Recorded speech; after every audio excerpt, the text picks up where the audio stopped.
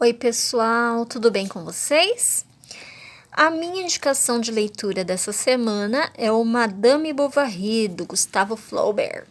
O Gustavo ele foi processado por imoralidade, né, por publicar um livro que tem como temática principal o adultério. Então imagina essa temática em 1857, o ribuliço que não causou na França, né? Então ele foi aos tribunais mesmo. Mas ele ganhou e eis aqui a obra para que vocês possam apreciar. Nós vamos nos deparar nessa obra com 4 principais personagens, né? Posso dizer, que é o Carlos, a Emma, o Rodolphe e o Leon, tá? O Carlos, ele formou-se em medicina, é uma profissão que a mãe escolheu para ele. Ele casa-se com uma mulher bem mais velha, viúva, né? Que também foi arranjado pela mãe dele.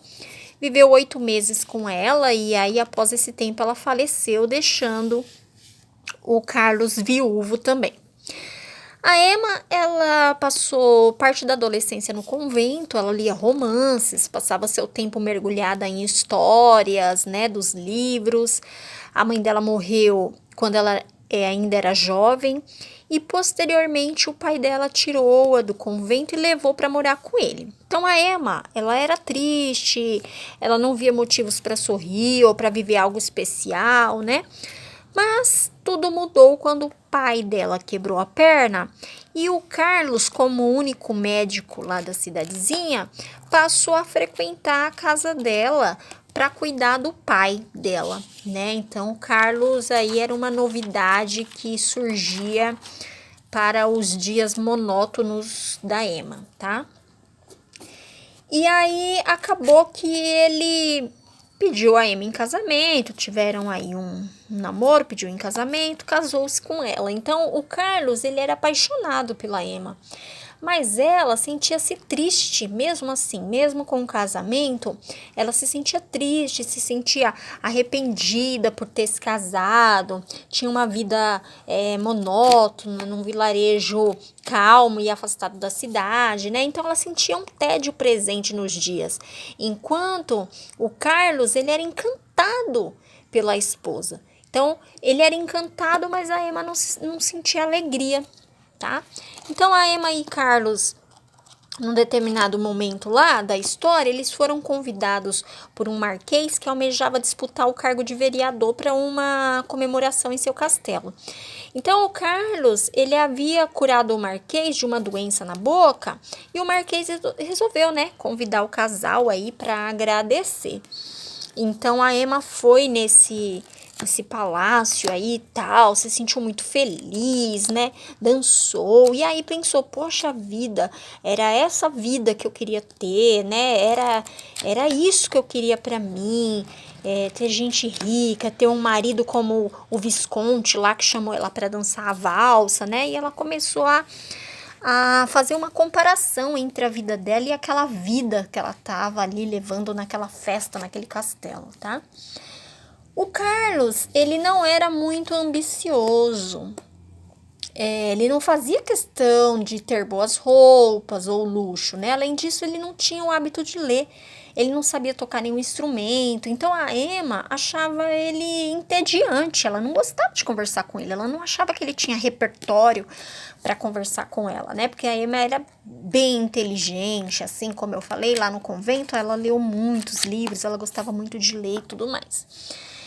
E aí, com todo esse cenário aí, a Emma, ela adoeceu de tédio.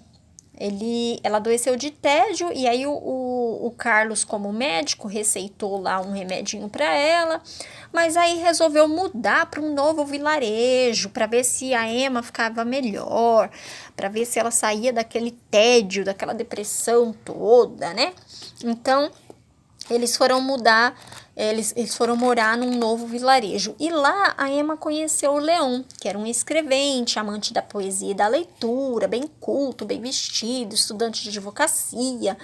Então, eles moravam próximos e conversavam sobre vários assuntos.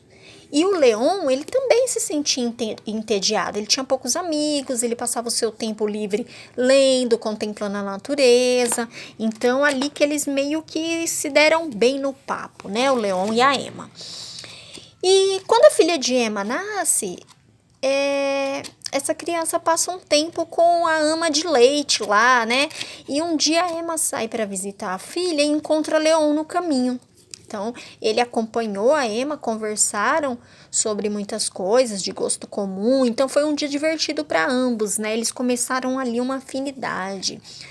Então, quando o Leon dá indícios de que seu interesse por Emma é a mais do que uma amizade, ela recua, né? Então ela dá a entender que ela é fiel e que ter um caso fora do casamento é impossível. E aí o Leon ele vai embora para longe e Emma volta à sua constante tristeza e melancolia, né? Ela meio que deu um chega para lá nele assim e ele caiu fora, foi embora e a Emma continuou seus dias aí sem muitas empolgações.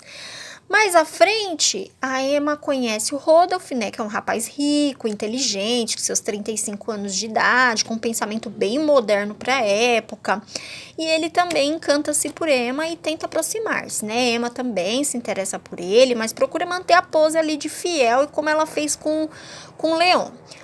Mas com o tempo ela cede e os dois ficam, né? Eles se encontram às escondidas, combinam de fugir, mas o Rodolph ele desiste em cima da hora, manda carta acabando com os planos e aí a Emma adoece numa depressão realmente profunda, porque ela tava querendo fugir com ele, ela tava querendo ir embora daquele casamento com o Carlos, ela viu assim, ela se encantou muito pelo Rodolph e ela tava achando que ela ia embora e no final ele mandou carta desmanchando toda a fuga e ela entrou numa depressão que demorou bastante para se recuperar.